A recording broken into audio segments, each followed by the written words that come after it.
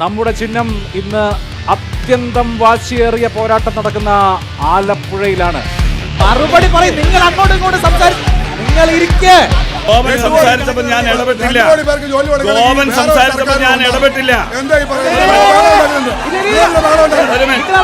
Youth കോൺഗ്രസ്സുകാർക്ക് എവിടെയെങ്കിലും കോൺഗ്രസ്സുകാർ ഒരു സമരം ചെയ്യുന്നുണ്ടോ? സമരം ചെയ്യുന്ന ഡിവൈഎഫ്ഐക്കാരാ.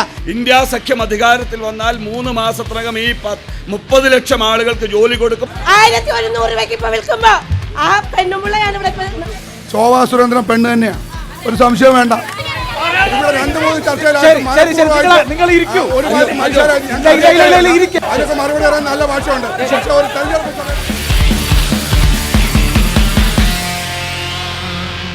നമുക്കറിയാം, കഴിഞ്ഞ ലോക്സഭാ തെരഞ്ഞെടുപ്പിൽ ഇടതുപക്ഷ ജനാധിപത്യ മുന്നണി ഈ സംസ്ഥാനത്ത് വിജയിച്ച ഒരേ ഒരു മണ്ഡലമാണ് ആലപ്പുഴ.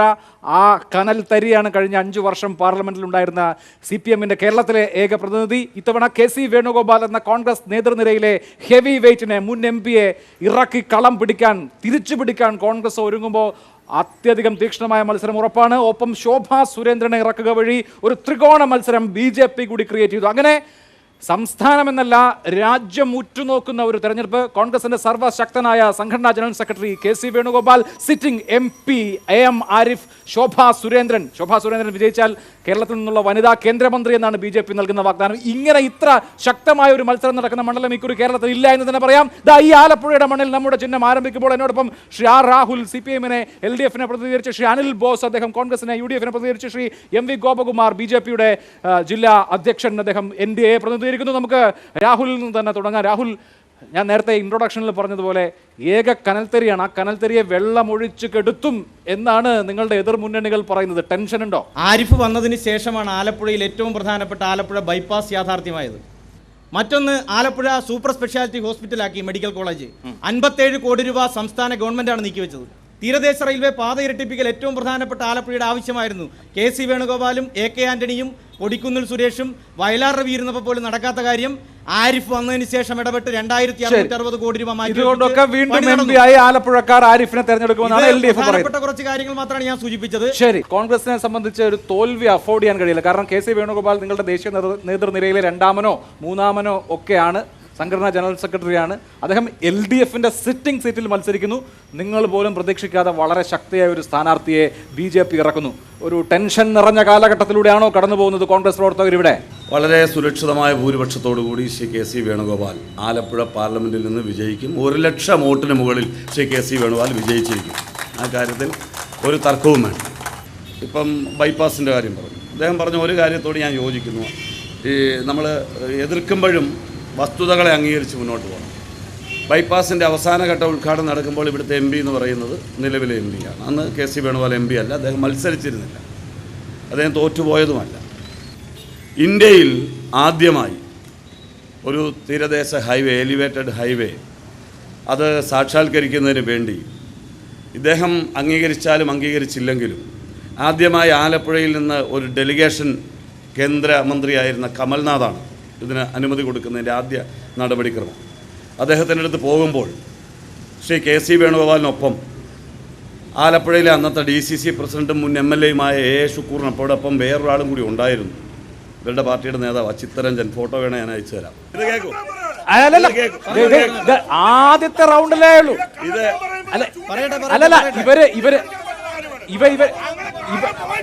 ഇവര് 3 പേരും സംസാരിക്കട്ടെ. ഞാൻ പറയട്ടെ. അല്ല, ഇരുന്നോ. അല്ല, ഞാൻ പറയട്ടെ. ഇല്ല. ഒരു കാര്യം ഞാൻ പറയാം. നിങ്ങൾക്ക് പറയാൻ മൈക്ക് തരും. നിങ്ങൾ ഇരിക്ക്, ഞാൻ പറയാം. മറുപടി പറയും. നിങ്ങൾ അങ്ങോട്ടും ഇങ്ങോട്ടും സംസാരിച്ച് ഞാൻ പറയട്ടെ. നിങ്ങൾ ഇരിക്ക്. ആദ്യം ഈ രാഷ്ട്രീയ വിഷയങ്ങൾ ഈ 1ാമത്തെ റൗണ്ടിൽ ഒന്ന് കഴിയട്ടെ, അതിനുശേഷം ഞാൻ നിങ്ങളിലേക്ക് വരാം. ഇപ്പോൾ ശാന്തരായിരിക്കും. Alappuzha medical college super speciality ആക്കുന്നതുമായി ബന്ധപ്പെട്ടും ആ ഹോസ്പിറ്റലിൻ്റെ എല്ലാ വികസന പ്രവർത്തനങ്ങൾക്കും MLA ആയിരുന്നപ്പോഴും മന്ത്രിയായിരുന്നപ്പോഴും MP ആയിരുന്നപ്പോഴും കേന്ദ്രമന്ത്രി ആയിരുന്നപ്പോഴും ചെയ്തിട്ടുള്ളത് KC വേണുഗോപാലാണ്. ആലപ്പുഴയ്ക്ക് വേണ്ടി അദ്ദേഹം ചെയ്തോളം ചെയ്യാൻ കഴിയുന്ന ആണൊരുത്തൻ ഇതുവരെ ആലപ്പുഴയിൽ ഇല്ല എന്ന് ഞാൻ തുറന്നു പറയും. മറ്റൊരു കാര്യം, അദ്ദേഹം ടൂറിസം വകുപ്പ് മന്ത്രിയായിരുന്നു കേരളത്തിൽ. ആ ടൂറിസം വകുപ്പ് മന്ത്രിയായിരുന്നപ്പോഴാണ് ഇവിടെ ഹൗസ് ബോട്ട് ടെർമിനൽ അടക്കമുള്ള പ്രവർത്തനങ്ങൾ, നഗര നവീകരണം അടക്കമുള്ള, കനാൽ നവീകരണം അടക്കമുള്ള കാര്യങ്ങൾ അദ്ദേഹം ചെയ്തത്. കോടിക്കണക്കിന് രൂപ മുടക്കി. അദ്ദേഹം കേന്ദ്രമന്ത്രി ആയപ്പോഴും അതിൻ്റെ വിശാലമായ വീക്ഷണത്തിൽ നിന്നുകൊണ്ട് ഉള്ള നടപടികൾ സ്വീകരിച്ചിട്ടുള്ള വ്യക്തിയാണ്. CPM പ്രതിയോട് ഞാൻ കൂടുതൽ തർക്കിക്കാത്തതിൻ്റെ കാര്യം അവർക്കൊരു ആശങ്കയുണ്ട്. AK ബാലൻ പറയുന്നത് പോലെ നിങ്ങൾ നിരാശപ്പെടേണ്ട, നീരാളിയോ മരപ്പട്ടിയോ എലിപ്പട്ടിയോ ഈനാമ്പേച്ചിയോ ഒന്നും നിങ്ങൾക്ക് ചിഹ്നമാകില്ല. അതിൻ്റെ കാരണം കഴിഞ്ഞ പാർലമെൻറ്റ് തെരഞ്ഞെടുപ്പിൽ കോൺഗ്രസ് മത്സരിച്ച് ജയിച്ച 3 സീറ്റും നാമമാത്രമായ വോട്ടിന് തോറ്റ 4 സീറ്റും അടക്കം കോൺഗ്രസിൻ്റെ 7 സിറ്റിംഗ് സീറ്റ് നിങ്ങൾക്ക് ഞങ്ങൾ തന്നിട്ടുണ്ട് ഈ തെരഞ്ഞെടുപ്പ് കേരളത്തിന് പുറത്ത്. കാരണം നിങ്ങൾ ജയിക്കേണ്ട ഞങ്ങളുടെയും കൂടി ആവശ്യമാണ്. അതുകൊണ്ട് നിങ്ങൾ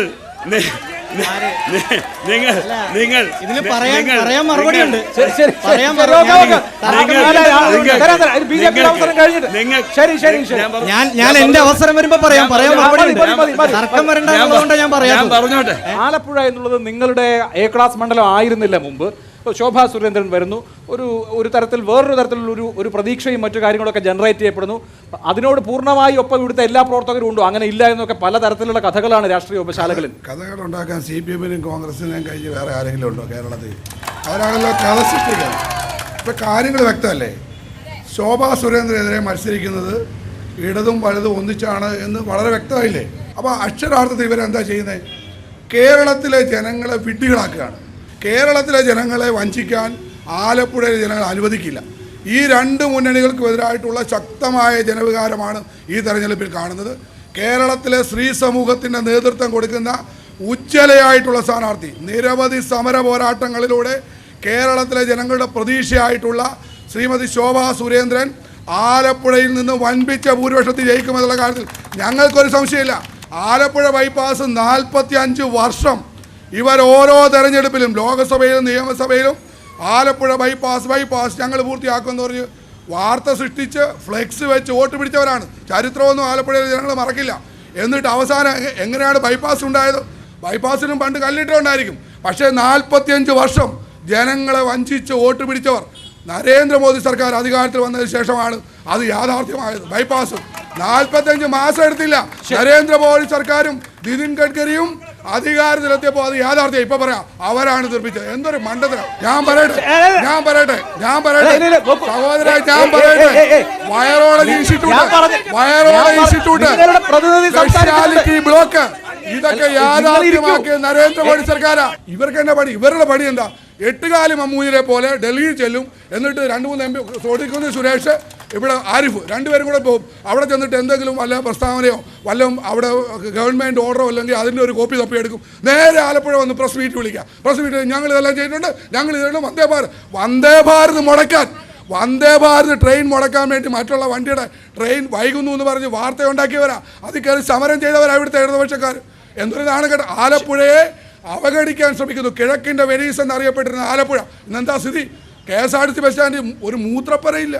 പറയാൻ പറ്റുമോ സമൂഹത്തോട്? നോക്കൂ ശ്രീ രാഹുൽ, ഇവിടുത്തെ ഒരു പൊളിറ്റിക്സ് ഉണ്ട്. ആലപ്പുഴയ്ക്ക് വേണ്ടി ആരെന്ത് ചെയ്തു എന്നൊക്കെയുള്ളത് ജനങ്ങൾ അവരുടെ വിലയിരുത്തൽ തീരുമാനിക്കേണ്ട കാര്യമാണ്. രാഷ്ട്രീയമായി കോൺഗ്രസും CPM-ഉം അടക്കുന്ന 28 പാർട്ടികൾ ഒരു മുന്നണിയായി നിൽക്കുകയാണ്. ആ മുന്നണിയുടെ ഒരു പ്രധാനപ്പെട്ട നേതാവാണ് KC വേണുഗോപാൽ. ഇപ്പോൾ രാഹുൽ ഗാന്ധിക്കെതിരെ ആനി രാജ സ്ഥാനാർത്ഥിയാവുന്നു, AM ആരിഫിനെതിരെ KC വേണുഗോപാൽ സ്ഥാനാർത്ഥിയാവുന്നത്. ഈ പറഞ്ഞ രാഷ്ട്രീയ പ്രശ്നങ്ങളൊക്കെ BJP ഉന്നയിക്കും. KC വേണുഗോപാൽ ആലപ്പുഴയിലേക്ക് മത്സരിക്കുന്നത് തന്നെ BJPയെ സഹായിക്കാനാണ്. ഒരുപക്ഷെ KC വേണുഗോപാൽ ഒരുപക്ഷെ പറയട്ടെ, ഇടയ്ക്കേറി സംസാരിക്കാതെ പറയട്ടെ, നിങ്ങൾ സംസാരിച്ചപ്പോൾ ഞാൻ സംസാരിച്ചില്ല. പറഞ്ഞോട്ടെ. 2.5 വർഷക്കാലത്ത് ഇനിയുണ്ട്. KC വേണുഗോപാൽ ആലപ്പുഴയിലേക്ക് വരുമ്പോൾ ഒരുപക്ഷെ ജയിച്ചു പോയാൽ അവിടെ 4 സീറ്റിന്റെ വ്യത്യാസമാണ് രാജ്യസഭയിലുള്ളത്. രാജ്യസഭയിൽ ഭൂരിപക്ഷം വന്നാൽ BJP ഇതല്ല രാജ്യത്ത് കാണിക്കാൻ പോകുന്നു, ഈ രാജ്യത്തിന്റെ ഭരണഘടന തന്നെ പൊളിക്കും. ഹിമാചൽ പ്രദേശിൽ തെരഞ്ഞെടുപ്പ് നടന്നു. എന്താ ചെയ്തു കോൺഗ്രസ്സുകാർ? 6 കോൺഗ്രസിന്റെ MLA-മാർ, ഈ ശ്രീ അനിൽ ബോസിന്റെയൊക്കെ നേതാവാണല്ലോ മനു അഭിഷേക് സിംഗ്വിയെ തോപ്പിച്ചു. 6 പേര് BJPക്ക് വോട്ട് ചെയ്തു. അങ്ങനെ രാജ്യസഭയിൽ പിന്നെയും പോയി കോൺഗ്രസിന്റെ സീറ്റ്. അങ്ങനെ രാജ്യസഭയിൽ ഭൂരിപക്ഷം ഉണ്ടാക്കാനാണ് KC വേണുഗോപാൽ. ഇതിന് അടിസ്ഥാനപരമായി തെളിവ് അങ്ങനെയാണെങ്കിൽ ജയിക്കണ്ടേ? അപ്പൊ ജയിക്കുന്നത് നിങ്ങൾ സമ്മതിക്കണം. അത് പറയട്ടെ. ഞാൻ പറഞ്ഞത് KC വേണുഗോപാലിന്റെ സംഘടനാ ചരിത്രം എടുത്താൽ ഇപ്പൊ കഴിഞ്ഞ വർഷം KC വേണുഗോപാൽ 2019 ഇവിടെ മത്സരിക്കാതെ ഓടിപ്പോയ ആളാണ്. ഇപ്പൊ രാജ്യസഭാ മെമ്പറാണ്. അതിനേക്കാൾ കൂടുതൽ ചുമതലയുണ്ട്. ഇതെല്ലാം ഉണ്ട്. KC വേണുഗോപാൽ സംഘടനാ ജനറൽ സെക്രട്ടറി ആയതിനു ശേഷം 9 മുഖ്യമന്ത്രിമാരാണ് കോൺഗ്രസിൽ നിന്നും BJPയിലേക്ക് പോയത്. ആലപ്പുഴയിൽ നിന്നുള്ളൊരു മുഖ്യമന്ത്രി ആയിരുന്നല്ലോ AK ആന്റണിയുടെ മകൻ അനിൽ ആന്റണി. ഇപ്പൊ എവിടെയാ? ഇവിടെ പത്തനംതിട്ടയിലെ BJPയുടെ സ്ഥാനാർത്ഥിയാ. 2 മുഖ്യമന്ത്രിമാരുടെ മക്കളെ വരെ BJP-യിലേക്ക് സംഭാവന ചെയ്ത ആളുകളാണ്. അവരാണ് ഇവിടെ വന്ന് എന്താ ഇടതുപക്ഷത്തിനെതിരായി മത്സരിക്കുകയാണ്. ഇവിടെ ശ്രീ A. ഷുക്കൂറും അതുപോലെ കോൺഗ്രസിന്റെ മറ്റു നേതാക്കന്മാരും എല്ലാം ചർച്ചയിൽ പങ്കെടുക്കുമ്പോൾ പറയുന്നു, ഞങ്ങൾക്കൊരു കഥ പറയാനുണ്ട്, ഞങ്ങൾ പണ്ട് സർവകക്ഷി യോഗം പോയി, പക്ഷെ ഒന്നും നടന്നിട്ടില്ല 40 വർഷമായിട്ട്. KC വേണുഗോപാൽ MP ആയിരുന്നിട്ട് ഇവിടെ തുരുമ്പിച്ച ബോർഡ് മാത്രമേ ഉള്ളൂ ബൈപ്പാസ്. 2016 LDF ഗവൺമെന്റ് അധികാരത്തിൽ വന്നു. 2016 വന്നല്ലോ. വന്നു കഴിഞ്ഞ് സഖാവ് പിണറായി വിജയന്റെ നേതൃത്വത്തിലാണ് 199 കോടി രൂപ ഇതിനു വേണ്ടി മാറ്റി വെച്ചത്. അത് കണക്ക് തെറ്റാണെങ്കിൽ പറയുന്നത്. 2006 ആലപ്പുഴക്കാരനായ VS അച്യുതാനന്ദൻ മുഖ്യമന്ത്രി നടന്നിട്ടില്ല.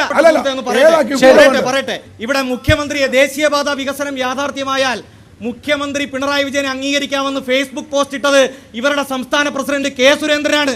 K. സുരേന്ദ്രന്റെ ഫേസ്ബുക്ക് പോസ്റ്റ് ഇപ്പോഴും പബ്ലിക് ഡൊമൈനിലുണ്ട്. ഞാൻ അത് മാത്രമല്ല പറയുന്നത്, ദേശീയപാത വികസനം മുടക്കിയവരാണ് ഇവര്. അദ്ദേഹം പറഞ്ഞു 9 മുഖ്യമന്ത്രിമാർ KC വേണുഗോപാൽ വന്നതിന് ശേഷം BJP-യിൽ പോയി. KC വേണുഗോപാൽ വന്നതിന് ശേഷം 9 മുഖ്യമന്ത്രിയുള്ളൊരു കാലത്തല്ല ഞങ്ങളുള്ളത്. അതൊന്നാമത്തെ കാര്യം. ഒരു മുഖ്യമന്ത്രിയെ പോയിട്ടുള്ളൂ. മുഖ്യമന്ത്രിയായിട്ട് ആരെങ്കിലും ഒരാൾ BJP-യിൽ പോയിട്ടുണ്ടെങ്കിൽ അത് കേരള മുഖ്യമന്ത്രിയാണ്, പിണറായി വിജയനാണ്. അത് മകളെയും മകനെയും അത് ഇത് കേരളത്തിലെ മുഖ്യമന്ത്രി BJP ചേർന്ന കാര്യം ഞാൻ അറിഞ്ഞില്ല. ഇനി കോൺഗ്രസിന്റെ എനിക്കറിഞ്ഞൂടാ. അപ്പൊ ഇവിടെ ഇന്ത്യ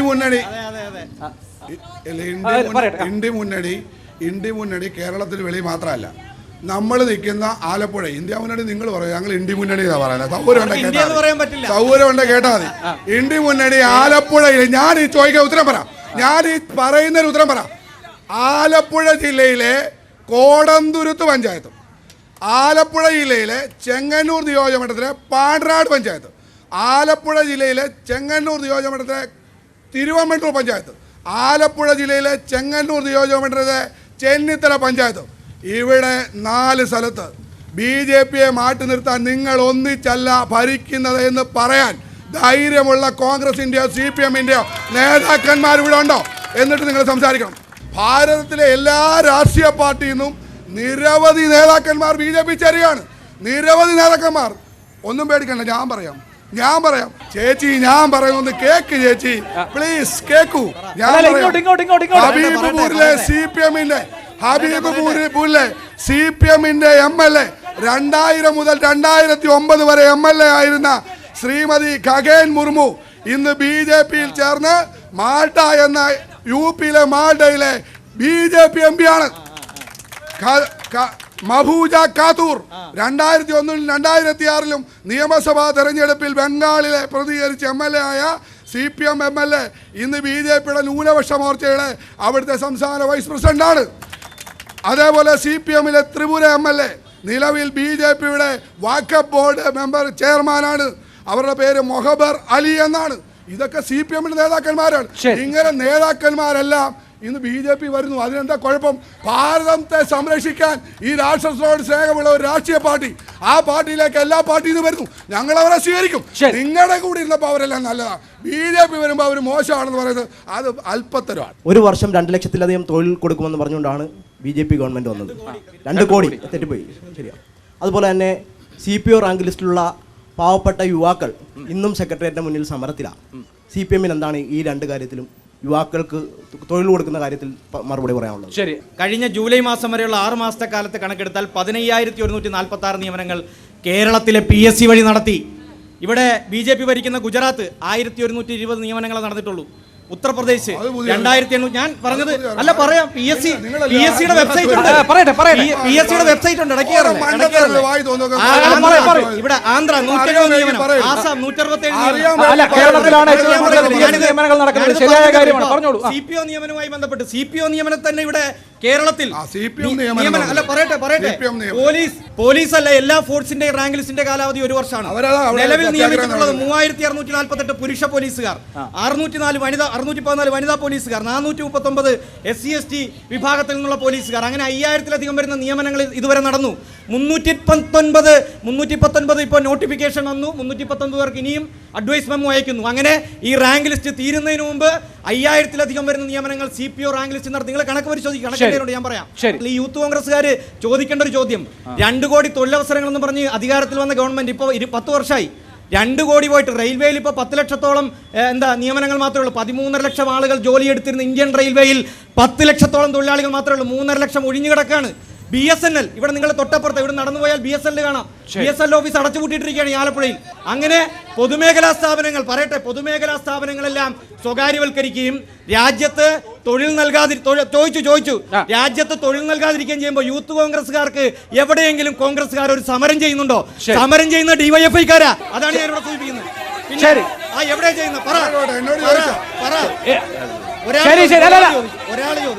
BJPയോടുള്ള ചോദ്യത്തിനുള്ള ഉത്തരം ചോദിച്ചാൽ മറുപടി പറയാം. ചോദിക്ക്, നിങ്ങൾ തർക്കിക്കാതെ ചോദ്യം ചോദിക്കുക. നിങ്ങൾ ചോദ്യം ചോദിക്കുക, തർക്കിക്കാതെ ചോദ്യം ചോദിച്ചാൽ മറുപടി പറയാം. ചോദ്യം ചോദിച്ചാൽ അതിന് ഉത്തരം വേണ്ടേ? ചോദ്യം ചോദിക്കും. UPA ഈ ഭാരതം ഭരിക്കുമ്പോൾ അവർ 10 വർഷക്കാലം കൊണ്ട് ഏതാണ്ട് 3 ലക്ഷം തൊഴിലാണ് സർക്കാർ നിയമനം നടത്തിയത്. കേന്ദ്രത്തിൻ്റെ ഈ സർക്കാർ, നരേന്ദ്രമോദി സർക്കാർ, ഈ 10 വർഷക്കാലം കൊണ്ട് സർക്കാർ മാത്രം 8,82,119 നിയമനങ്ങൾ സർക്കാർ നടത്തി. ഇപ്പോൾ റോസ്കാർ മേള സംഘടിപ്പിച്ചുകൊണ്ട് ഈ തെരഞ്ഞെടുപ്പിന് മുമ്പ് 1.5 വർഷക്കാലം കൊണ്ട് 2 ലക്ഷം നിയമനം നടത്തി.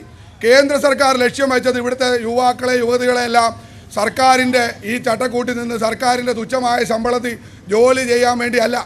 ഭാരതത്തിൽ പൂർണ്ണമായും ചെറുപ്പക്കാർക്ക് പുതിയ തൊഴിലവസരങ്ങൾ സൃഷ്ടിച്ചുകൊണ്ട് മുദ്രാ ലോണും PMBGP പോലെയുള്ള വിപ്ലവകരമായ പദ്ധതികൾ നടപ്പിലാക്കിക്കൊണ്ട് അവർ തൊഴിൽ ദാതാക്കളാക്കി മാറ്റാനുള്ള വലിയൊരു കാഴ്ചപ്പാടാണ് കേന്ദ്ര ഗവൺമെൻറ്റിനുള്ളത്. ഇന്ത്യ മഹാരാജ്യത്ത് ഇവർ അധികാരത്തിൽ വന്നാൽ, NDA സഖ്യം അധികാരത്തിൽ വന്നാൽ പ്രതിവർഷം 2 കോടി ആളുകൾക്ക് ജോലി കൊടുക്കുമെന്ന് പറഞ്ഞു. അദ്ദേഹം 8 ലക്ഷത്തിന്റെ കണക്ക് പറഞ്ഞു. അല്ല, ആയിക്കോട്ടെ, സർക്കാരിന്റെ മാത്രം ഗോവൻ സംസാരിച്ചപ്പോൾ ഞാൻ ഇടപെട്ടില്ല. ഗോവൻ സംസാരിച്ചപ്പോൾ ഞാൻ ഇടപെട്ടില്ല. ഗോവൻ സംസാരിച്ചപ്പോൾ ഞാൻ അവിടെ തൊട്ട്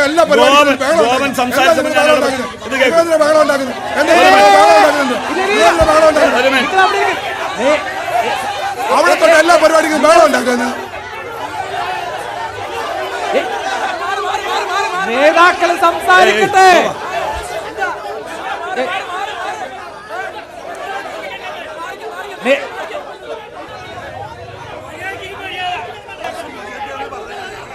ശരി, അല്ല നിങ്ങൾ ഇരിക്കൂ. ശരി ശരി ശരി ശരി ശരി ശരി നിങ്ങൾ ഇരിക്കൂ. അല്ല നിങ്ങൾ ഇരിക്ക്. അല്ല ഇരിക്ക്. ഇല്ല, നിങ്ങൾ ഇരിക്കൂ, ഞാൻ സംസാരിക്കാം. ശരി അല്ല എല്ലാവരും ഇരിക്കൂ. നിങ്ങൾ എല്ലാവരും ഇരിക്കൂ. ഞാൻ പറയാം, നിങ്ങൾ ഇരിക്കൂ. ഇവിടെ 2-3 ചർച്ചയിലായിട്ട് മനഃപൂർവ്വമായിട്ട് ഒരുമാതിരി മനുഷ്യരെ ഞങ്ങൾക്ക് അറിയാൻ വേണ്ടിയിട്ടല്ല, അതിനൊക്കെ മറുപടി പറയാൻ നല്ല ഭാഷയുണ്ട്. പക്ഷെ ഒരു തെരഞ്ഞെടുപ്പ് സമയത്ത് അത് മാറ്റിയതല്ലതുകൊണ്ട് ഞങ്ങൾ മാറ്റമായിട്ട് ഇടപെടുന്നു.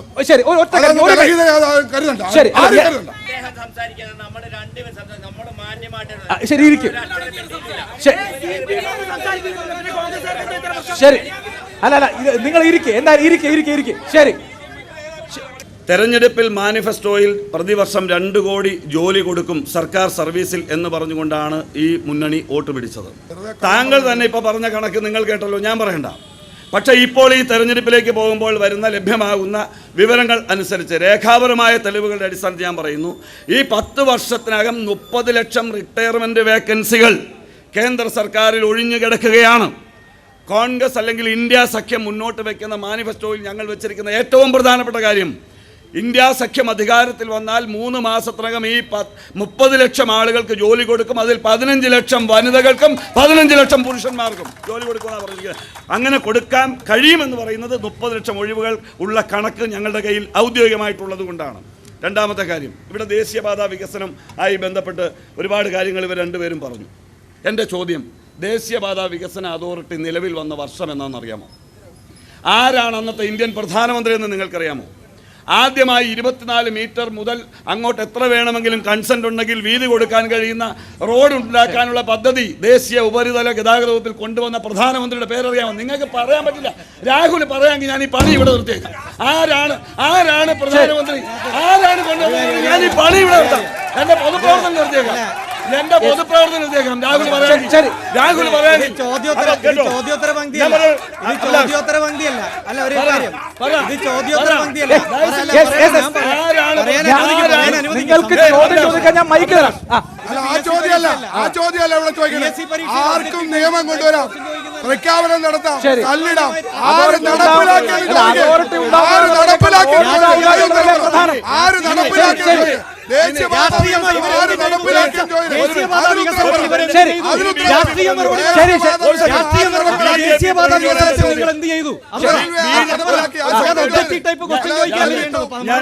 നിങ്ങൾ വന്ദേ ഭാരത് ട്രെയിൻ കൊണ്ടുവന്ന കാര്യം പറഞ്ഞു. വന്ദേ ഭാരത് ട്രെയിൻ നിർമ്മിച്ചത് എവിടെയാണ്? ജപ്പാനിലാണോ, അമേരിക്കയിലാണോ, ദക്ഷിണാഫ്രിക്കയിലാണോ? എവിടെയാണ് നിർമ്മിച്ചത്? പണ്ഡിറ്റ് ജവഹർലാൽ നെഹ്റു ഉണ്ടാക്കിയ ഇന്ത്യയിലെ 6 കോച്ച് ഫാക്ടറികളിൽ ഈ സാധനം ഉണ്ടാക്കിയത്. ഈ നെഹ്റു അവിടെ ഈ ഫാക്ടറി ഉണ്ടാക്കിയിട്ട് എന്തായിരുന്നു ഇത്രയും നാൾ വന്ദേ ഭാരത് ഉണ്ടാക്കാനേ? അരികിലുണ്ട് ആരിഫ്. കരിമണൽ ഖനനം 1000 ദിവസം പിന്നിട്ടു. ഒരു മണിക്കൂർ പോയിട്ട് ഒരു 5 മിനിറ്റ് അവിടെ ചെലവഴിച്ചോ നിങ്ങളുടെ ആരിഫ്? ഈ ആരിഫാണോ ഈ ജനങ്ങളുടെ വോട്ടും തേടി ഇനി ജയിക്കുമെന്നും പറഞ്ഞ് പാർലമെന്റിൽ പോയിരിക്കുന്നത്? എവിടെ ജയിക്കും? ജയിക്കില്ല. പിന്നെ ചോദ്യം ചോദിച്ചില്ലേ? കരിമണൽ ഖനനം. അപ്പൊ ഒരു കാര്യം അതിനുള്ള മറുപടി കേൾക്ക്. ഈ ആലപ്പുഴയിലെ തോട്ടപ്പള്ളിയിൽ നിന്നും മണലെടുക്കാൻ തീരുമാനിച്ചത് എന്താണെന്നറിയാവോ? ആലപ്പുഴയിലെ പറയട്ടെ, നിങ്ങൾ പറയാൻ വേറെ വിഷയല്ലേ? നിങ്ങൾ ചോദ്യം ചോദിച്ചിട്ട് പറയാൻ അനുവദിക്കും. ചോദ്യം ചോദിച്ചിട്ട് അവർ മിണ്ടാതിരിക്കാൻ പറ. ഉത്തരം പറയും. ചോദ്യം ചോദിച്ചാൽ ഉത്തരം കേൾക്കണം, അല്ലാതെ കിടന്ന് ബഹളം വെക്കരുത്. ചോദ്യം ചോദിച്ചാൽ ഉത്തരം കേൾക്കണം. കുട്ടനാട്ടിലെ വെള്ളപ്പൊക്കവുമായി ബന്ധപ്പെട്ട് തോട്ടപ്പള്ളി സ്പിൽവേയിൽ മണൽ മാറ്റാൻ തീരുമാനിച്ചു. അപ്പൊ ഒരു കാര്യം, അത് തീരുമാനിച്ചു ഉമ്മൻചാണ്ടി ഭരിക്കുമ്പോ സ്വകാര്യ കമ്പനികൾക്കാണ് മണൽ കൊടുത്തിരുന്നെങ്കിൽ LDF ഗവൺമെന്റ് ഭരിക്കുമ്പോൾ മണൽ കൊടുക്കുന്നത് IREക്കും അതുപോലെ തന്നെ KMML-നുമാണ്. KMML പൊതുമേഖലാ സ്ഥാപനമാണ്. IRE കേന്ദ്ര സർക്കാരിന്റെ പൊതുമേഖലാ സ്ഥാപനമാണ്. ഈ 2 പൊതുമേഖലാ സ്ഥാപനങ്ങൾക്കുമല്ലാതെ പോലെ കരിമണൽ കർത്താക്കും അല്ലെങ്കിൽ സ്വകാര്യ കമ്പനികൾക്കും ഒരു മണലും ആലപ്പുഴ മുന്നണിയുടെ പേര് LDF എന്നാണ്. ഈ ആലപ്പുഴയിലെ ഒരുപാട് വ്യവസായ സ്ഥാപനങ്ങൾ ഉണ്ടായിരുന്നു. അതിലൊരു പ്രധാനപ്പെട്ട വ്യവസായ സ്ഥാപനമായിരുന്നു എക്സൽ ഗ്ലാസ്. കഴിഞ്ഞ പിണറായി സർക്കാരിന്റെ കാലത്ത് എക്സൽ ഗ്ലാസ് തുറന്നു കൊടുക്കുമെന്ന് പറഞ്ഞാണ് അന്നത്തെ ധനമന്ത്രിയായിരുന്ന തോമസ് ഐസക് വോട്ട് വാങ്ങിച്ചത്. ഇപ്പൊ അദ്ദേഹം പത്തനംതിട്ട പോയിരിക്കുകയാണ്. ഇപ്പൊ തുറന്നു കൊടുക്കുന്നെന്ന് പറഞ്ഞാലേ മുഴുവനായിട്ട് തുറന്നു കൊടുക്കാൻ എന്താണ് നിങ്ങളുടെ ഉദ്ദേശം? എക്സൽ ഗ്ലാസ് എന്ന് പറയുന്ന പൊതുമേഖലാ സ്ഥാപനമല്ല, സ്വകാര്യ സ്ഥാപനമാണ്. അതൊന്ന് അത് നിങ്ങൾ അറിഞ്ഞിരിക്കണം. നിങ്ങൾക്ക് അറിയില്ലെങ്കിൽ അറിഞ്ഞിരിക്കണം. അതൊന്ന് ഒരു കാര്യം. ആലപ്പുഴ മണ്ഡലത്തിൽ പറയുന്ന കേക്ക് സുഹൃത്തെ, പറയുന്ന കേക്ക്. നിങ്ങൾ ചോദ്യം ചോദിച്ചിട്ട് ബഹളം വെക്കാ. ആലപ്പുഴ മണ്ഡലത്തിൽ ഇവിടുന്ന് നടന്നു പോകാവുന്ന ദൂരെയുള്ള പറയട്ടെ ആലപ്പുഴ മണ്ഡലത്തിൽ നടന്നു പോകാവുന്ന ദൂരെയുള്ള ഇവിടെ കോമളപുരം സ്പിന്നേഴ്സ് തൊട്ടടുത്താണ്. LDF ഗവൺമെന്റ് അധികാരത്തിൽ വന്നിട്ടാണ് സ്പിന്നേഴ്സ് തുറന്ന് പ്രവർത്തിച്ച് ഇപ്പോഴോടെ ഏറ്റവും നന്നായി പ്രവർത്തിക്കുന്നത്. അതൊന്ന് രണ്ടാമത്തെ തുറന്നിട്ടുണ്ട്. നിങ്ങളവിടെ പോയി നോക്ക്. നിങ്ങൾ പോയി എന്റെ കൂടെ കാണിച്ചു തരാം. ഉമ്മൻചാണ്ടി വന്നപ്പോൾ അടച്ചുപൂട്ടി കിടക്കായിരുന്നു. KSDP, Kerala state drugs and pharmaceutical, KSDP Oommen Chandy വിൽക്കാൻ തീരുമാനിച്ച സ്ഥാപനമാണ്. അതിപ്പോൾ ലാഭകരമായി പ്രവർത്തിക്കുന്നു. അതുപോലെ ഹോംകോ ഉമ്മൻചാണ്ടി വിൽക്കാൻ തീരുമാനിച്ച സ്ഥാപനമാണ്, ലാഭകരമായി പ്രവർത്തിക്കുന്നു. ഓട്ടോകാസ്റ്റ്, നിങ്ങൾ ഈ പറഞ്ഞ ട്രെയിനിന്റെ ബോഗി ഉൾപ്പെടെ നിർമ്മിക്കുന്ന ഓട്ടോകാസ്റ്റ് ഈ ആലപ്പുഴ മണ്ഡലത്തിലാണ്. അത് ലാഭകരമായി സംസ്ഥാന ഗവൺമെന്റിന്റെ പൊതുമേഖലാ സ്ഥാപനമായി അവിടെ പ്രവർത്തിക്കുന്നു. പിന്നെ BJPയുടെ പ്രതിനിധി ചോദിച്ച ചോദ്യത്തിന് ഒരു മറുപടി. ഒരു കാര്യം, എന്താ പൊതുമേഖലാ സ്ഥാപനം വിൽക്കുന്ന ആളുകളെ പറയുന്ന BSNL ഇപ്പോൾ അദാനിക്കും അംബാനിക്കും വിൽക്കും. BSNL ഇതുവരെ 5G വന്നിട്ടില്ല, 3G. BSNL അടച്ചുപൂട്ടുകയാണ്. അതുപോലെ KPPL ഇപ്പൊ കോട്ടയത്തെ വെള്ളൂർ ന്യൂസ് പ്രിന്റ് ഫാക്ടറി അത് വെക്കാൻ തീരുമാനിച്ചപ്പോൾ മുഖ്യമന്ത്രി പിണറായി വിജയനാണ് വിൽക്കരുത്, ഞങ്ങളത് വാങ്ങുമെന്ന്. അതുപോലെ തന്നെ തിരുവനന്തപുരത്തെ വിമാനത്താവളം, എല്ലാ വിമാനത്താവളം വിറ്റു. റെയിൽവേ ബോഗി നിർമ്മിക്കാൻ കേരളത്തിലെ ഒരു പൊതുമേഖലാ സ്ഥാപനത്തിന് ഓർഡർ കൊടുത്തിട്ട് അവിടെ അവർക്ക് അതിന്റെ റോ മെറ്റീരിയൽ മേടിക്കാൻ ഫണ്ട് ഇല്ലെന്ന് പറഞ്ഞ്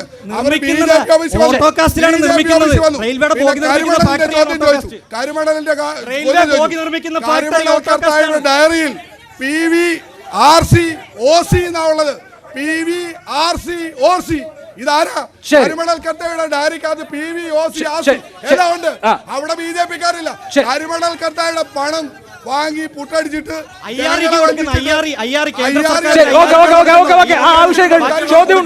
ഇന്ത്യയിലെ നമ്പർ 1 കോൺഗ്രസ്സുകാർ എന്ന് പറയുന്നത് നിങ്ങൾ ഇന്ത്യയിലെ ഒന്നാമത്തെ നേതാവായിട്ടുള്ള രാഹുൽ ഗാന്ധി വന്നിട്ട് നിങ്ങൾക്കൊന്ന് കൊടി പിടിക്കാൻ പറ്റിയോ? 1952 മുതൽ ഇതുവരെയുള്ള കാലഘട്ടം എടുത്ത് നോക്കിയാൽ നിങ്ങളുടെ വളർച്ച പടവളങ്ങ പോലെ കീപ്പോട്ടാണ്. മറുപടി പറയാനാണ് അവിടെ അനിൽ ബോസ് നിൽക്കുന്നത്. അദ്ദേഹം പറയും മറുപടി നിങ്ങൾ പറയണ്ട, മറുപടി പറയാനാണ് ഇദ്ദേഹം. മറുപടി പറയും. ഒരു മിനിറ്റ്. ഇന്ത്യൻ നാഷണൽ കോൺഗ്രസിന്റെ കൊടി രാജ്യമെമ്പാടുമുള്ള സീതാറാം യെച്ചൂരി അടക്കമുള്ള മാർക്സിസ്റ്റ് പാർട്ടിക്കാരെ കൊണ്ട് പിടിപ്പിക്കാൻ ഞങ്ങൾ തീരുമാനിച്ചിട്ടുണ്ട്. താങ്കൾ പേടിക്കണ്ട. ഇന്ത്യയിലെ 99% അത് സീതാറാം യെച്ചൂരി അടക്കമുള്ള ആളുകൾ കോൺഗ്രസിന്റെ കൊടി നന്നായി പിടിക്കുന്നുണ്ട്. ഒരു സംശയവുമില്ല. ശരി. CPM പ്രതിനിധിയോടും കോൺഗ്രസിന്റെ പ്രതിനിധി 30-40 ലക്ഷം അവർ ജോലികൾ കൊടുക്കുമെന്ന് പറയുന്നു. ഇവിടെ സർക്കാർ ഉദ്യോഗസ്ഥർക്ക് 25% TA മുടങ്ങിയിരിക്കുകയാണ് കേരളത്തിൽ. 25% ശമ്പളം പോലും കിട്ടുന്നില്ല. നമ്പർ 1 കേരളമാണെന്ന് പറഞ്ഞിട്ട് നമ്മൾ ചെറിയ ഒരു കാര്യം കൂടെ ചോദിക്കട്ടെ. നമ്മുടെ ആരോഗ്യ മേഖല കേരളത്തിൽ വളർന്നു നിൽക്കുകയെന്ന് പറഞ്ഞു. വണ്ടാനം മെഡിക്കൽ കോളേജിൽ പാരാസിറ്റമോൾ ഇല്ലാതെ അവിടുത്തെ രോഗിക്ക് ഞാൻ പുറത്തുനിന്ന് പോയി മേടിച്ചു കൊടുക്കുന്നു. പറയുകയാണ് പാരാസിറ്റമോൾ പൊതിച്ചോറ് കൊടുക്കുന്നു. അതിന് ഉത്തരം ഇവിടെ 57,400 കോടി രൂപയുടെ കുറവാണ് കേരളത്തിൽ സാമ്പത്തികമായി വന്നിട്ടുള്ളത്. ഈ 57,400 കോടി രൂപയുടെ കുറവ് പെൻഷൻ കൊടുക്കാനുള്ള പൈസ പോലും തരുന്നില്ല. ഇവിടെ കർഷകർ നിങ്ങൾ ജനാധിപത്യ മര്യാദ കാണിക്കും. കോൺഗ്രസ്സുകാർ കുറച്ച് ജനാധിപത്യ മര്യാദ കാണിക്കും. ഇതിൽ കൂടുതൽ ആളുകളെ വരുത്താനുള്ള പണിയൊക്കെ ഞങ്ങൾക്കറിയാം. പക്ഷെ അവിടെ ഇരിക്കും, നിങ്ങൾ മര്യാദയ്ക്ക് അവിടെ ഇരിക്കും. അപ്പൊ ഒന്ന്, സാമ്പത്തികമായി തകർക്കുന്ന കേരളത്തെ തകർക്കാൻ കേന്ദ്ര ഗവൺമെന്റ് ശ്രമിക്കുമ്പോൾ ഒരക്ഷരം പോലും മിണ്ടുന്നില്ല. ഇവിടെ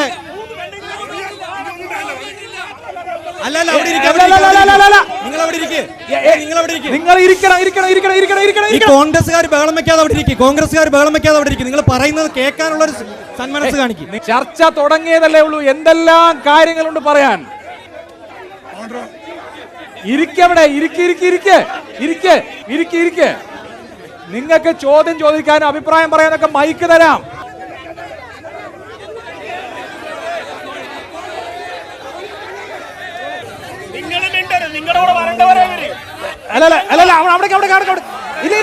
ഇല്ല, നിങ്ങൾ ഇരിക്കൂ.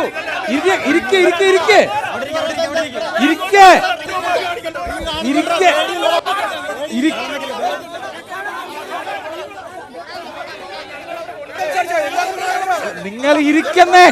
ഞാൻ പറയുന്നത് കേക്ക്. ശരി, ഓക്കെ. മറുപടി കേൾക്കും. അപ്പൊ ഒന്ന് പ്രതിനിധി ചോദിച്ചോ, 790 കോടി രൂപയാണ് ഇവിടെ കർഷകർ കൊടുക്കാനുള്ള നെല്ലിന്റെ വിഹിതം കൊടുക്കാനുള്ളത്. അതുപോലെ UGC സ്കെയിലുള്ള ശമ്പളം കൊടുക്കാനുള്ളത് 500 കോടി രൂപയിലധികമാണ്. പെൻഷന്റെ പൈസ ഇവിടെ തടസ്സപ്പെടുത്തുകയാണ്. പറയട്ടെ സുഹൃത്തെ, നിങ്ങൾ സംസാരിക്കാതെ ഞാൻ പറയുന്ന കേക്ക്, എന്നിട്ട് നിങ്ങൾ മറുപടി പറയുന്ന കേക്ക്.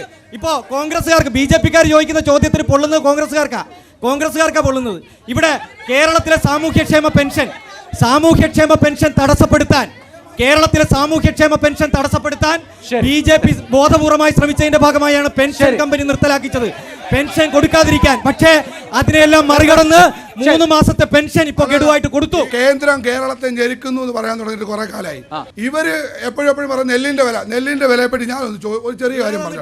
2020-21 കേന്ദ്ര ഗവൺമെന്റ് 18 രൂപ 68 പൈസയാണ് കേന്ദ്രത്തിന്റെ വിഹിതം.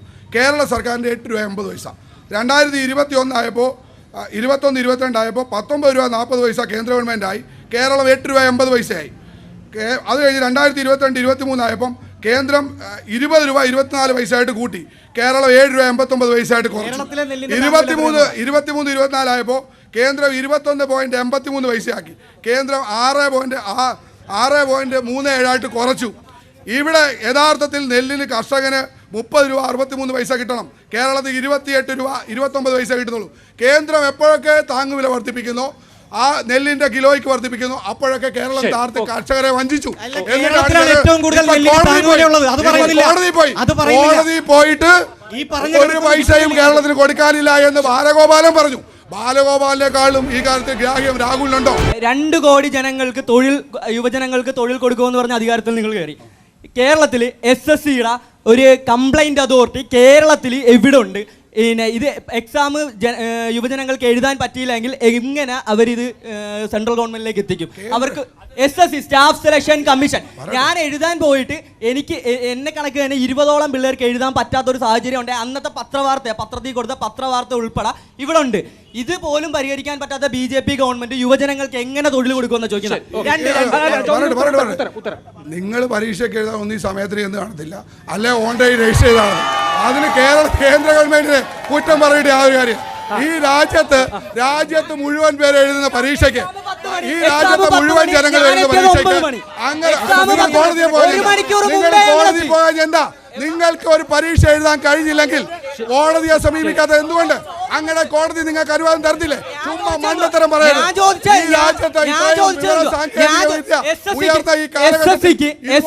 കംപ്ലൈന്റ് എവിടെ രജിസ്റ്റർ ചെയ്യും? കേരളത്തിൽ എന്താ SSCക്ക് എന്ത് അതോറിറ്റി ഉണ്ട് എന്നാണ് ഞാൻ ചോദിക്കുന്നത്. ഓൺലൈൻ രജിസ്റ്റർ ചെയ്ത ഒരു കാര്യത്തിന് കേരളത്തിലൊരു കംപ്ലൈന്റ് രജിസ്റ്റർ അതോറിറ്റി പോലെ SSC സെൻട്രൽ ഗവൺമെന്റ് ഉണ്ടാക്കാൻ പറ്റില്ല. പറ്റാത്ത കാര്യമാണ് നിങ്ങൾ ഈ പറഞ്ഞത്. മാത്രം കോൺഗ്രസ്സുകാരെ മാത്രം പരീക്ഷ എഴുതിപ്പിക്കാനുള്ള സംവിധാനം ഉണ്ടോ? 10 കൊല്ലമായിട്ടുള്ള ഭരിക്കുന്ന BJP. 4 മാസമായി ഓട്ടോ കാസ്റ്റിൽ ശമ്പളമില്ല. 10 കോടി മുടക്കിയ സോളാർ പാനൽ പദ്ധതി ഇന്നും നോക്കൂത്തിയായിട്ട് അവിടെ വെറുതെ കിടക്കുക, പടവളങ്ങ തോട്ടം പോലെ. ഇവർക്ക് ഒരു തിരിച്ചറിവില്ല, ഒരു അറിവില്ല. ഒന്ന് ഹൈവേ കൂടെ പോയി ഓട്ടോ കാസ്റ്റ് എന്റെ കൂടെ വന്നാൽ ഞാൻ വണ്ടി കൊണ്ടുപോകാം. രാവിലെ എന്റെ കൂടെ വന്നാൽ ഞാൻ വണ്ടി കൊണ്ട് ഓട്ടോ കാസ്റ്റിൽ അവിടെ ശമ്പളം ഇല്ല, നിങ്ങളൊന്ന് പറഞ്ഞു കാണിക്കും. ഞാൻ പറയാം, ഞാൻ കൊണ്ടുവരാം. എന്റെ കൂടെ വാ, എന്റെ കൂടെ രാവിലെ വാ, ഞാൻ കൊണ്ടുപോകാം.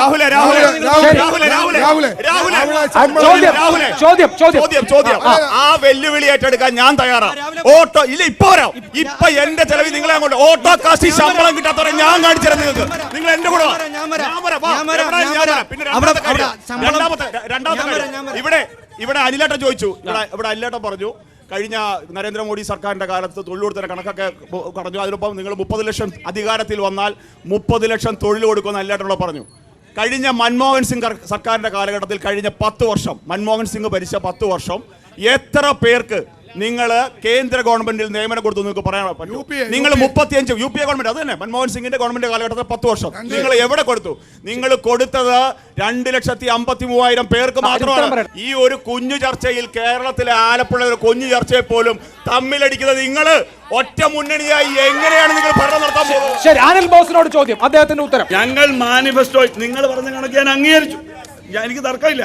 പക്ഷേ ആ 10 വർഷത്തെ ഗവൺമെന്റ് മാറി നിങ്ങൾക്ക് ഗവൺമെന്റ് വരാൻ ജനങ്ങൾക്ക് മുമ്പാകെ നിങ്ങൾ വെച്ച ഫസ്റ്റ് ഓഫറാണ് പ്രതിവർഷം 2 കോടി തൊഴിലുകൾ കൊടുക്കുക എന്ന് പറയുന്നത്. ഈ 10 വർഷം വന്നാൽ 20 കോടി ആളുകൾക്ക് കൊടുക്കേണ്ടത് നിങ്ങൾ.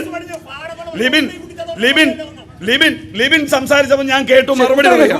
താങ്കൾ ഒരു മികച്ച പൊതുപ്രവർത്തകനാണ്, BJP ആണെങ്കിൽ പോലും താങ്കൾ പറയട്ടെ, ഞങ്ങൾ തമ്മിൽ പറയട്ടെ, നിങ്ങൾ വെള്ളം വെക്കാതെ ഞങ്ങൾ പറയട്ടെ, ഞങ്ങളെ പറയട്ടെ. അപ്പൊ 20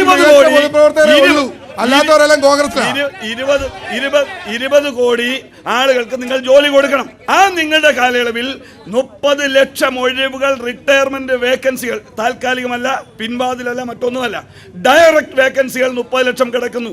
അത് നികത്താൻ കഴിയാത്ത നിങ്ങളുടെ സമ്പൂർണ്ണ പരാജയമാണെന്ന് NDA അംഗീകരിച്ചാൽ മതിയാവൂ. അതുകൊണ്ടാണ് ഞങ്ങൾ ഈ തെരഞ്ഞെടുപ്പിൽ മുന്നോട്ട് വെച്ചത് ആ ഒഴിവുകൾ 3 മാസത്തിനകം ഞങ്ങൾ നിങ്ങളെ കണ്ടതിന് സാധ്യമല്ല എന്ന് നിങ്ങൾക്ക് ഉറപ്പാണ്. ഈ രാജ്യത്തെ സർക്കാർ നിയമനം മാത്രമല്ല, സ്വകാര്യ മേഖലയിലും ഇവിടുത്തെ പൊതുനിർമ്മാണ രംഗത്തും ഇവിടുത്തെ വികസന പ്രവർത്തനങ്ങളും എല്ലാം തൊഴിൽ കൊടുക്കുന്നുണ്ട്. അത് നരേന്ദ്രമോദി സർക്കാർ കൊടുക്കുന്ന തൊഴിലാണ്. സാർ, മണിപ്പൂർ എന്തായി? ഇവിടെ ഈ വനിതാ നേതാവിനെ നിർത്തി കേന്ദ്രമന്ത്രിയാക്കുമെന്ന് പറഞ്ഞ നിങ്ങൾ മണിപ്പൂർ എന്തായി? പിന്നെ ഹലോ ഒരു ചോദ്യം കൂടി 15 ലക്ഷം രൂപ സ്വിസ് ബാങ്കിന് എല്ലാവരുടെ അക്കൗണ്ടിലേക്ക് വരുന്നത് ആദ്യമായി ഞങ്ങളെ പറ്റിച്ചത് പ്രധാനമന്ത്രി നരേന്ദ്രമോദിയാണ്. പിന്നെ 130 രൂപയുടെ ഗ്യാസ് 1100 രൂപയ്ക്ക് ഇപ്പൊ വിൽക്കുമ്പോ ആ പെണ്ണുമുള്ളയാണ് ഇവിടെ. നിങ്ങളുടെ നേതാവ് അവിടെ നിൽക്കല്ലേ, ജില്ലാ പ്രസിഡന്റ് അദ്ദേഹം പറയുന്നത്. നിങ്ങളുടെ നേതാവ് അവിടെ നിൽക്കല്ലേ, അദ്ദേഹം പറയുന്നു. നിങ്ങൾ ഞാൻ പറയാന്ന് ജില്ലാ പ്രസിഡന്റ്. നിങ്ങൾ അവിടെ ഇരിക്കെ. ജില്ലാ പ്രസിഡന്റ് നിൽക്കല്ലേ, അദ്ദേഹം പറയും. നിങ്ങൾ അവിടെ ഇരിക്കൂ ആദ്യം. നിങ്ങൾ ചേട്ടനിരിക്കെ. ജില്ലാ അധ്യക്ഷനല്ലേ നിൽക്കുന്നത്, അദ്ദേഹം പറയും. ശോഭാ സുരേന്ദ്രൻ പെണ്ണ് തന്നെയാണ്, ഒരു സംശയം വേണ്ട. അതാ നല്ല കപ്പാസിറ്റി ഉള്ള പെണ്ണ്, നല്ല കപ്പാസിറ്റി ഉള്ള. നിങ്ങളെപ്പോലെ ഇവിടെ മുന്നിൽ ഇരിക്കുന്ന ആണുങ്ങളുടെ ചെവി കയറി മോശം വർത്തമാനം പറയുന്ന ആണുങ്ങളല്ല, പെണ്ണുങ്ങളല്ല, മാന്യതയുള്ള പെണ്ണ്. അവർ തന്നെ മത്സരിക്കുന്നത്. ഞാൻ പറയട്ടെ നിങ്ങൾ ചോദിച്ചാൽ ഉത്തരം പറയാം. നിങ്ങൾ സ്വിസ് ബാങ്കിൽ നിന്ന് കേരളത്തിലെ ആളുകൾക്ക് പൈസ കൊടുക്കാൻ പറ്റുന്നില്ല. ആദ്യം അത് മനസ്സിലാക്കുക. ഒരാളുടെ സംസ്കാരമാണ് അവർ മറ്റുള്ളവരെ അഭിസംബോധന ചെയ്ത്.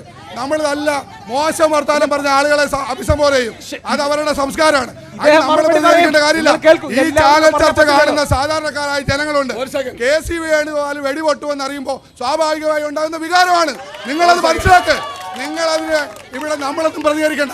കാരണം കാരണം നല്ലൊരു ചർച്ച നടത്താൻ പാടില്ല. ഒരു ചർച്ചയിൽ ഇവിടെ അവർ ചോദിച്ച മണിപ്പൂരിലുണ്ടായ വംശീയ കലാപമാണ്. ബോംബെയിലെ ഈ ബിഷപ്പുമാര്, ക്രിസ്ത്യൻ മേലധ്യക്ഷന്മാരെല്ലാം പറഞ്ഞു അവിടെ വംശീയ കലാപമാണ്. കാലങ്ങളായി അവിടെ നടക്കുന്നതാണ്. വർഷങ്ങളായി. നിങ്ങൾ മിണ്ടേണ്ടെന്ന് പറയുന്നത്. ഇവിടുത്തെ ക്രിസ്ത്യൻ സമൂഹം കാര്യങ്ങൾ തിരിച്ചറിയും. അവർ BJPക്ക് അനുകൂലമായി ചിന്തിക്കും. അതിനുവേണ്ടിയിട്ടാണ് ഇവർ ഈ മണിപ്പൂർ എന്ന് പറയുന്നത്. ഇവർ മണിപ്പൂർ പറഞ്ഞ് നാഗാലാൻഡിൽ വോട്ട് പിടിച്ചു. എന്താ സംഭവിച്ചത്? മണിപ്പൂർ പറഞ്ഞ് നാഗാലാൻഡിൽ വോട്ട് പിടിച്ചപ്പോൾ 5 MLA ഉണ്ടായിരുന്ന കോൺഗ്രസിന് ഇപ്പോൾ 2 എണ്ണമാണ്. 1 MLA ഉണ്ടായിരുന്ന BJPക്ക് 2 പേരുണ്ട്. അതിൽ BJPയുടെ MLA കുക്കി ക്രിസ്ത്യൻ വിഭാഗത്തിൽപ്പെടുന്ന ആളുകളാണ്. കോൺഗ്രസിന്റെ ക്രിസ്ത്യൻ വിഭാഗത്തിൽപ്പെടുന്ന ഒരാളും ജയിച്ചില്ല. BJPയുടെ പ്രതിനിധി ഇപ്പോൾ ശോഭാ സുരേന്ദ്രന്റെ പേരുമായി ബന്ധപ്പെട്ട് പെൺപിള്ളയെന്നോ എന്തോ പറഞ്ഞൊരു ഡിസ്പ്യൂട്ട് പറഞ്ഞു. മാന്യമായി ഞാൻ റെസ്പോണ്ട് ചെയ്യുമ്പം ഇടപെടരുത്.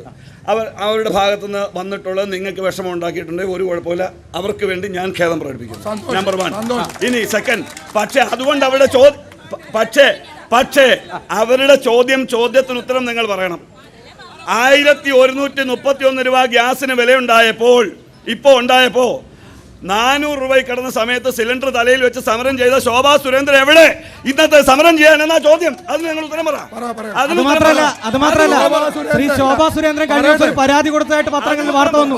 BJPയുടെ ജില്ലാ പ്രസിഡന്റിന് ഇങ്ങോട്ട് ചാർജ് കൊടുത്തു. ശോഭാ സുരേന്ദ്രന് വേണ്ടി തെരഞ്ഞെടുപ്പ് പ്രവർത്തനം ഇവിടെ നടക്കുന്നില്ല എന്ന്. അതാദ്യം ചെയ്യും തെരഞ്ഞെടുപ്പ് പ്രവർത്തനം ശോഭാ സുരേന്ദ്രനെ നടത്തും. മാധ്യമങ്ങളിലല്ല, ഇലക്ട്രൽ ബോണ്ടിന്റെ പൈസ മുഴുവൻ മേടിച്ചിട്ട് മാധ്യമങ്ങളിലല്ല ഈ പണി നടന്നു. നിങ്ങളൊന്നും മിണ്ടാതിരിക്കുക പ്ലീസ്. 3 ചോദ്യങ്ങൾ ഇവിടെ. 3 ചോദ്യങ്ങൾ വാർത്താ സമ്മേളനം നടത്തി. എന്താ 3 ചോദ്യങ്ങൾ വേണ്ടി ഒരു പ്രവർത്തനം ഇവിടെ നടത്തുന്നില്ല. വില വ്യത്യാസം ഉണ്ടാവും. പെട്രോളിന് 10 രൂപ കേന്ദ്ര ഗവൺമെന്റ് കുറച്ചപ്പോ അതിന്റെ നികുതി പോലും കുറയ്ക്കാൻ കേരള സർക്കാർ. ഭാരതത്തിൽ ഏറ്റവും കൂടുതൽ പെട്രോൾ സംസ്ഥാനം കേരളമാണ്. ഗ്യാസിന് 100 രൂപ സിലിണ്ടർ കുറച്ചു. ഗ്യാസ് സൗജന്യമായിട്ട് ഉജ്ജ്വൽ യോജന പദ്ധതി പ്രകാരം ലക്ഷക്കണക്കിന് ആളുകൾക്ക് സൗജന്യമായി സർക്കാരല്ല ഗ്യാസ് കൊടുക്കുന്ന സർക്കാരാ. ഇവിടെ 2 രൂപയ്ക്ക് KSRTC ബസ്സിൽ യാത്ര ചെയ്തുകൊണ്ടിരുന്ന കേരളത്തിൽ ഇന്ന് 25 രൂപ കൊടുക്കണം. 2 രൂപ KSRTC ബസ്സിൽ 25 രൂപ കൊടുക്കണം. ആരുത്തരം പറയും? പാവങ്ങളായിട്ട് ജനങ്ങൾക്ക് സൗജന്യമായിട്ട് ഗ്യാസ് കണക്ഷൻ കൊടുത്തു നരേന്ദ്രമോദി സർക്കാർ. ഇവിടെ 10 രൂപ ഗ്യാസിന് കുറച്ചപ്പോ 2 രൂപ നികുതി കുറയ്ക്കാൻ തയ്യാറാകാത്ത കേരള സർക്കാർ. അതിനെതിരെ മിണ്ടാത്ത CPM-കാർ BJPക്കെതിരെ കിടന്നാണെങ്കിൽ എന്തിനാണ്? നിങ്ങളുടെ CPM-ന്റെ പ്രധാനമന്ത്രി സ്ഥാനാർത്ഥി ആരാണ് എന്നുള്ളത് വെളിപ്പെടുത്തും. ഇന്ത്യ മുന്നണിയുടെ പ്രാധാന്യം പോലും അറിയാത്തവരാണ് ഇവിടെ ഇരിക്കുന്ന കോൺഗ്രസിന്റെ പ്രതിനിധിയും കോൺഗ്രസിന്റെ ആളുകളും. ഇവിടെ തുടക്കം മുതലേ പറയുന്നത് ഇന്ത്യ മുന്നണി എന്താണ് തീരുമാനിച്ചത്. ഇന്ത്യ മുന്നണി എന്ന് പറയുന്ന നമ്മുടെ രാജ്യത്തെ മതനിരപേക്ഷ കക്ഷികളെല്ലാം കൂട്ടിയോജിപ്പിച്ചുകൊണ്ട് വർഗീയ പാർട്ടിയായ BJPയെ താഴെയിറക്കാൻ ഓരോ സംസ്ഥാനങ്ങളിൽ അതാത് സാഹചര്യത്തിൽ മത്സരിക്കുകയാണ്. കേരളത്തിൽ കോൺഗ്രസുമായിട്ടാണ് മത്സരം, കേരളത്തിൽ UDF-ഉമായിട്ടാണ് മത്സരം. ഇവിടെ BJP സാന്നിധ്യമല്ല. ഏത് കേരളത്തിലില്ല. ഈ തെരഞ്ഞെടുപ്പ് കഴിയുമ്പോൾ കാണാം BJP സാന്നിധ്യം ഉണ്ടോ ഇല്ലയോ. ബിജെപിയുടെ പ്രതിനിധിയോടാണ് ചോദിക്കുന്നത്. അല്ല, അദ്ദേഹം പറഞ്ഞല്ലോ. അദ്ദേഹം പറഞ്ഞ കാര്യം പറയട്ടെ. ഉത്തർപ്രദേശിൽ ജനിച്ചു വീണ കുട്ടികൾക്ക് പോലും ഓക്സിജൻ കൊടുക്കാൻ കഴിയാത്ത ബിജെപി ഇന്ത്യൻ ഉത്തർപ്രദേശിൽ ജനിച്ചു വീണ കുട്ടികൾക്ക് പോലും ഓക്സിജൻ കൊടുക്കാൻ 75ഓളം കുട്ടികൾ മരണപ്പെട്ടു. അതുപോലും കഴിവില്ലാത്ത കെൽപ്പില്ലാത്ത ബിജെപി ഇന്ത്യയിൽ എന്ത് കേരളത്തിലെ ആളുകൾക്ക് ഓക്സിജൻ കൊടുക്കുക. നിങ്ങൾ കേരളത്തിൽ പരിശോധന ഓക്സിജൻ കൊടുക്കുന്നുണ്ടോ? സ്ഥാപനങ്ങള് വിറ്റ് നിൽക്കുന്നു എന്ന് പറഞ്ഞു. സ്വാതന്ത്ര്യത്തിന് ശേഷം ഒരു മുട്ടുസൂചി പോലും ഇല്ലാത്ത ഇന്ത്യയെ ഈ നിലയിൽ എത്തിച്ചതും ഇത്രയും പൊതുമേഖലാ സ്ഥാപനങ്ങൾ ഉണ്ടാക്കിയതും ഇന്ത്യൻ നാഷണൽ കോൺഗ്രസ് എന്ന പ്രസ്ഥാനമാണ്. ഇവിടെ ഇപ്പം നടക്കുന്ന ചർച്ചകളിൽ ഏറ്റവും കൂടുതൽ ഉയർന്നു കേട്ടത് ഇടതുപക്ഷ മുന്നണിയും ഞങ്ങളും തമ്മിലുള്ള നേർക്കുനേർ മത്സരം കേരളത്തിൽ നടക്കുന്ന സാഹചര്യത്തിൽ നിങ്ങൾ എങ്ങനെ യോജിച്ചു പോകും എന്നാണ്. അത് യോജിച്ചു പോകരുതോ എന്നാണ് ഇവർ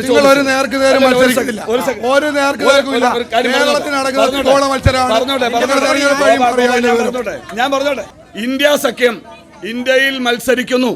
ആ മത്സരിക്കുമ്പോൾ മൂന്ന് സംസ്ഥാനത്താണ് ഞങ്ങൾ ഒരു മുന്നണിയിലുള്ള പാർട്ടികൾ മാറിയും തിരിഞ്ഞും മത്സരിക്കുന്നത്. ഒന്ന്, പഞ്ചാബിൽ 13 സീറ്റിൽ ആം ആദ്മിയും ഞങ്ങളും തമ്മിൽ മത്സരിക്കുന്നുണ്ട്. എന്തുകൊണ്ടെന്നാൽ ഞങ്ങൾ തമ്മിൽ മത്സരിച്ചില്ല എങ്കിൽ അവിടെ വിത്തിട്ട് വളം നൽകി BJP വളരാൻ ശ്രമിച്ചാൽ അത് മുളയിലേ നുല്ലാൻ വേണ്ടിയാണ്. ഇവിടെയും ഇടതുപക്ഷ മുന്നണിയും ഐക്യ ജനാധിപത്യ മുന്നണിയും തമ്മിൽ മത്സരിക്കുന്നത് BJPക്ക് പൊട്ട് തൊടാൻ അവസരം കൊടുക്കാതിരിക്കാൻ.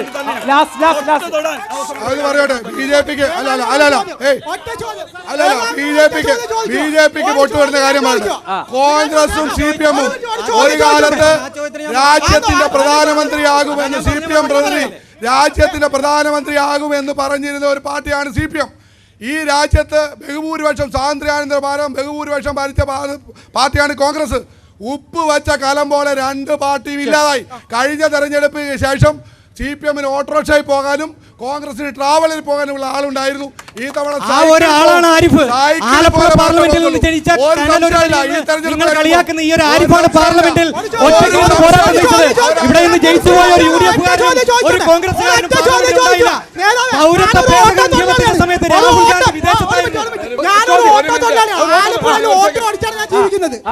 ഇപ്പം ഈ നിലവിൽ വന്ന 400 രൂപ ആയിരുന്ന നമ്മള് ഇതെടുക്കുമ്പോ നിങ്ങൾക്ക് ധാരണയില്ലാത്തതുകൊണ്ട് കേന്ദ്ര സർക്കാരാ കൂട്ടിയത്.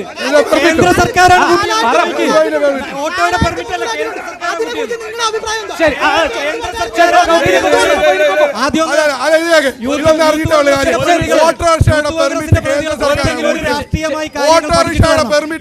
കേന്ദ്ര സർക്കാരിനോടാണ് ചോദിക്കേണ്ടത്. പൗരത്വ ഭേദഗതിയിലെ ഇവരുടെ നിലപാടെന്താണെന്ന് ഞാൻ പറഞ്ഞു. പൗരത്വ നിയമവുമായി ബന്ധപ്പെട്ട് പാർലമെന്റിൽ ചർച്ച നടന്നപ്പോൾ സംസാരിക്കാനും വോട്ട് ചെയ്യാനും അതിൽ പ്രതിഷേധിക്കാനും ആലപ്പുഴയുടെ കനൽ ഒരു തരി മാത്രമേ ഉണ്ടായിരുന്നു. പാർലമെന്റ് രാഹുൽ ഗാന്ധി ഇല്ലായിരുന്നു.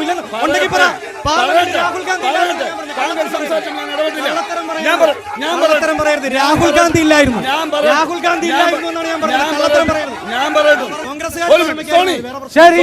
ഒരു ഔചിത്യം കാണിക്കും. സോണിയ ഔചിത്യം കാണിക്കും. എല്ലാവരും ഇരുന്നേ.